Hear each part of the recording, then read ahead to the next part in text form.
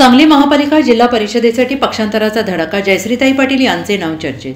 सांगली महापालिका, जिल्हा परिषद आणि पंचायत समित्यांच्या आगामी निवडणुकांच्या पार्श्वभूमीवर राष्ट्रवादी काँग्रेसने जिल्ह्यात ताकद वाढवायला सुरुवात केली आहे. सांगली मिरजेसह ग्रामीण भागातील नेत्यांसाठी पायघड्या अंथरल्या असून विधिमंडळाच्या अधिवेशनानंतर पक्षप्रवेशाचा बार उडण्याची शक्यता आहे आणि यामध्ये जिल्ह्यातील माजी आमदार मंडळींचा समावेश आहे. राज्याचे अर्थसंकल्पीय अधिवेशन संपताच राष्ट्रवादीचे नेते अजित पवार यांच्या उपस्थितीत जिल्ह्यातील काही माजी आमदार आणि नेते मंडळी राष्ट्रवादीचे घड्याळ हाती घेण्याच्या तयारीत आहेत. पहिल्या टप्प्यात महापालिका आणि दुसऱ्या टप्प्यात जिल्हा परिषद आणि पंचायत समित्यांच्या निवडणुका होण्याची चिन्हे आहेत आणि त्या लढवण्याच्या दृष्टीने सर्वच राजकीय पक्ष तयारीला लागलेले आहेत. सांगलीत नुकत्याच झालेल्या राष्ट्रवादी काँग्रेस शरदचंद्र पवार पक्षाच्या मेळाव्यात प्रदेशाध्यक्ष जयंत पाटील यांनी कार्यकर्त्यांना तयारीला लागण्याचं आवाहन केलं होतं.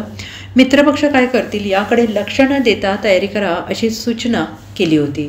दरम्यान जिल्ह्यातील राष्ट्रवादी काँग्रेसचे पदाधिकारी कार्यकर्ते अजित पवार यांच्या नेतृत्वाखाली तयारीला लागले आहेत.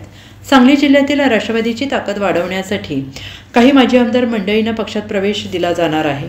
या पार्श्वभूमीवर मिरजेत राष्ट्रवादीचे जिल्हाध्यक्ष प्रताप पाटील आणि निशिकांत पाटील यांच्या उपस्थितीत सोमवारी गोपनीय बैठक झाली आणि यावेळी माजी आमदार विलासराव जगताप, राजेंद्र अण्णा देशमुख, अजितराव घोरपडे आणि माजी मंत्री शिवाजीराव नाईक हे उपस्थित होते. Bureau report, SBN Marathi, Sangli.